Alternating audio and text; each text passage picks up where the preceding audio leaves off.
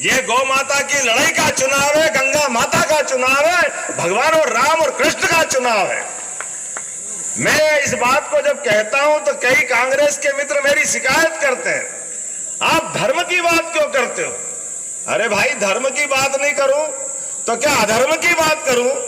आप बताओ माता, अधर्म की बात करना चाहिए? आप बताइए किसकी बात करें?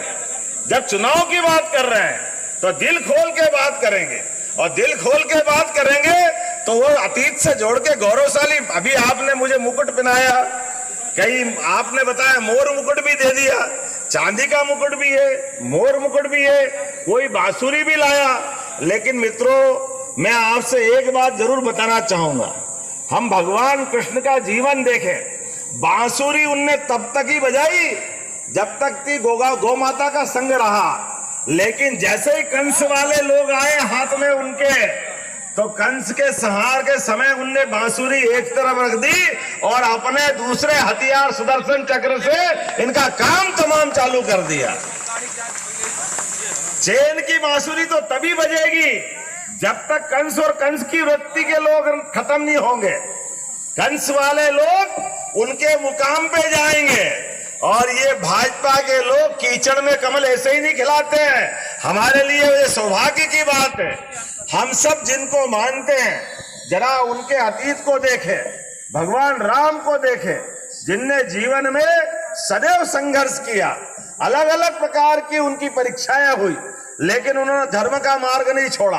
अपने आप के जीवन से सदैव उनने अपनी मर्यादा का पाठ पढ़ाया। लेकिन हमको मालूम है वो 17 लाख साल पुरानी बात है, वो थोड़ा ज्यादा पुराना हो गया त्रेता युग। द्वापर जरा नजदीक है, ये 5000 साल पुरानी बात है। दोनों एक ही थे, भगवान राम हो या भगवान कृष्ण, दोनों में कोई अंतर नहीं है।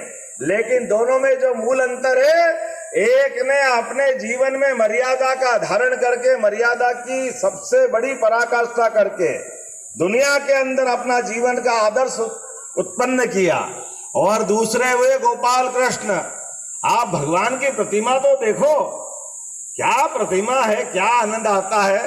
उनके ऊपर के अंग से लेके नीचे तक के हर अंग में एक मुस्कुराहट है, एक आनंद है, और एक बांकापन है जो दूसरों को सीधा कर देता है। हमें इस बात का आनंद आता है। गोपाल कृष्ण भले ही थोड़े अपने आनंद में डूबे हैं, लेकिन जो जो उनके सामने आया आड़ा तिरछा, तो ये माखन मिश्री और मेरे हाथ में हथियार दे के लोग आनंद ऐसे ही नहीं लेते हैं। मुझे इस बात की प्रसन्नता है, यदुवंशियों ने जब जब अन्याय हुआ, जब जब आतंक बढ़ा, जब कोई गलत मार्ग पे गया, उसको सही मार्ग में लाने की अपनी बड़ी भूमिका हजारों साल से अदा की है। और वो परंपरा बंद होना चाहिए क्या? आप बताइए, बंद होना चाहिए क्या? हमको ये लगता है कि हमारा प्रत्याशी कोई बने तो वो गीता को सिर पे लगाने वाला होना चाहिए कि नहीं होना चाहिए? क्या गीता से नफरत करने वाला होना चाहिए? आप बताइए, भगवान कृष्ण ने उनके जीवन के कितने अलग अलग पार्ट से हम सबको सीख दी। हमारे तो आराध्य है ही, लेकिन वो पूरे देश के आराध्य भी है। पूरे देश के अंदर भी जब जब भी गलत काम हुआ, जब जब अन्याय हुआ, वो सदैव खात में खड़े होकर के और साथ में खड़े होकर उनने हमेशा धर्म की जय की। मुझे इस बात का और आनंद है, आप तो इतनी बड़ी संख्या में हो। माननीय मोदी जी ने ऐसे ही नहीं कहा सबका साथ सबका विकास, उनने डंके की चोट कहा सबका साथ सबका विकास, सबका विश्वास सबका प्रयास। तो उज्जैन जैसी जगह, छोटे से स्थान पर बहुत थोड़ी सी संख्या में भी आपके जैसे इस परिवार के बच्चे को उठा करके सीधे 8.5 करोड़ का प्रदेश का पूरा मुख्यमंत्री का काम हाथ में दिया है। ये नरेंद्र मोदी जी की विशेषता हो सकती है, ये भारतीय जनता पार्टी की विशेषता होती है। ये सबको साथ सबका विकास, लेकिन सब दूसरे सामने है, वो कहते तो सबका है लेकिन करते अपने परिवार का ही। वो अपने परिवार के अलावा किसी पे भरोसा नहीं करते, ये उनकी अपनी लाइन है। और बोलते क्या क्या है। कल ही एक बहन जी इंटरव्यू दे रही आज तक पे, और वो इंटरव्यू में क्या कह रही, बहुत अच्छी बात कह रही। उनके भाई साहब चुनाव लड़ रहे हैं, पहले अमेठी बर्बाद कर दी, अब रायबरेली की तरफ बढ़े हैं, क्या अब रायबरेली से लड़ेंगे? बताओ आप, चुनाव कभी हार जीत होती रहती है, लेकिन हार से इतना डर कि ऐसे भागे। लोग कहते हैं कि वो तो केरल के आगे समुद्र आ गया था तो वायनाड से लड़े, नहीं तो अरब में जाके लड़ते, उनको तो जगह ही नहीं मिल रही, वो कहां तक भाग रहे थे। और वापस आने का मौका आया तो अमेठी में स्मृति ईरानी जी के साथ मैं भी मौजूद था जब उनका फॉर्म भरा रहा था। तो समाचारों में पढ़ा हमने कि शायद वापस लड़ने आने वाले हैं। तो मैंने कहा उनसे कि बहन जी आपका चुनाव इनसे ही होगा। तो उन्होंने कहा ये बात तो सही आपने कहा कि इनसे हो सकता था, लेकिन मैं आपको लिख के दे सकती हूँ अब तो बिल्कुल नहीं होएगा। तो मैंने क्यों नहीं होगा? बोले अब आप आ गए ना यहाँ पे, यहाँ का हिसाब इनका गड़बड़ा गया, अब ये इनकी हिम्मत नहीं कि ये अमेठी चुनाव लड़ ले।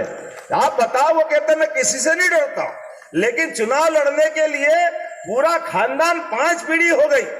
आप रहते हो भैया दिल्ली में, लेकिन चुनाव लड़ने यूपी में आते हो, आप किसी से नहीं डरते हो, तो आप अपने घर से चुनाव लड़के बताओ ना, एक बार हिम्मत हो आपकी, होना चाहिए कि नहीं होना चाहिए।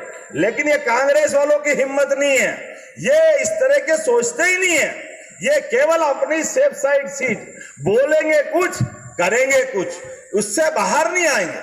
मुझे तो इस बात का और आश्चर्य है, आज जहां मैं गाजीपुर में आया हूं तो हमने कहा कि भाई ये यहाँ कितनी फैक्ट्रियां लगी है, तो उन्होंने कहा यहाँ फैक्ट्री का क्या काम, कोई फैक्ट्री नहीं है।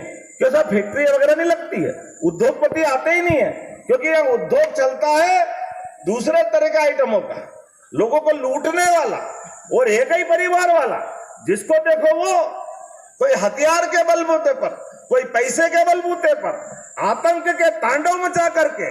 याद रखना, जितना भी तांडव मचाओगे, अब ये 56 इंच के सरकार और 12 की सरकार है डबल इंजन वाली, आपको मालूम नहीं पड़ेगा, आपकी सारी दुनिया हिसाब किताब के साथ बराबर होगी।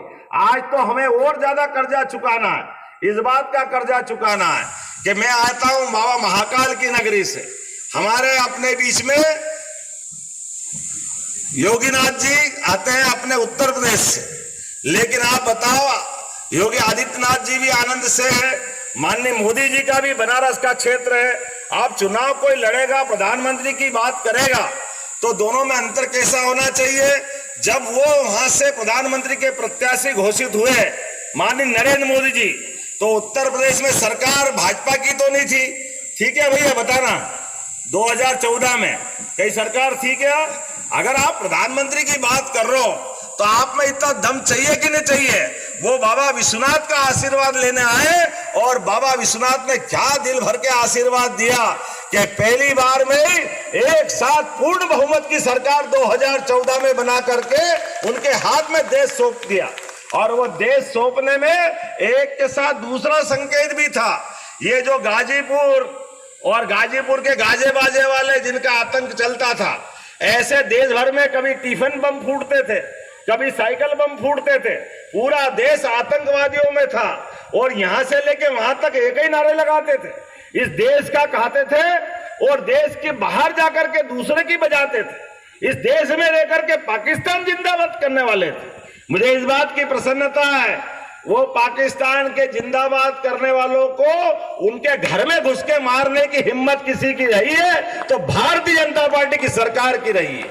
आज किसी की हिम्मत नहीं है हमारे देश के अंदर